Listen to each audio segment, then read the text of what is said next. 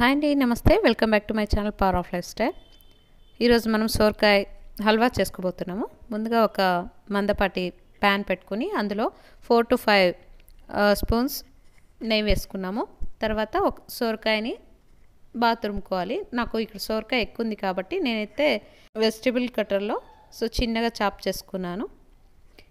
ఆ నెయ్యి కొంచెం వేడైన తర్వాత అందులోకి యాడ్ చేసేస్తున్నాము. అందులో వాటర్ అయితే బాగా వచ్చేస్తుంది. ఆ వాటర్ అంతా కొంచెం బాగా ఇంగిన తర్వాత కొబ్బరి వచ్చేసి ఒక 2 కప్స్ దాకా తీసుకున్నాను. సొరకాయ అయితే 4 కప్స్, అందులో 2 కప్స్ కొబ్బరి తీసేసుకొని బాగా మొత్తం మిక్స్ చేయాలన్నమాట.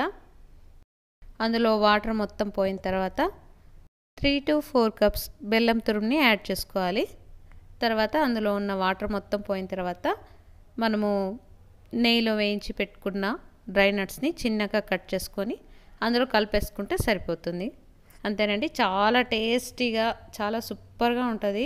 ఖచ్చితంగా ఒకసారి ట్రై చేయండి. ఎమ్మీ టేస్టీతో మీ ముందు సొరకాయ హల్వా రెడీ. మీకు ఇది నచ్చినట్టయితే మా ఛానల్ తప్పకుండా సబ్స్క్రైబ్ చేసుకోండి, లైక్ చేయండి. అలాగే మరి కలుద్దాం వీలైనంత తొందరగా మరో వీడియోతో. అందాక take care, stay healthy, bye.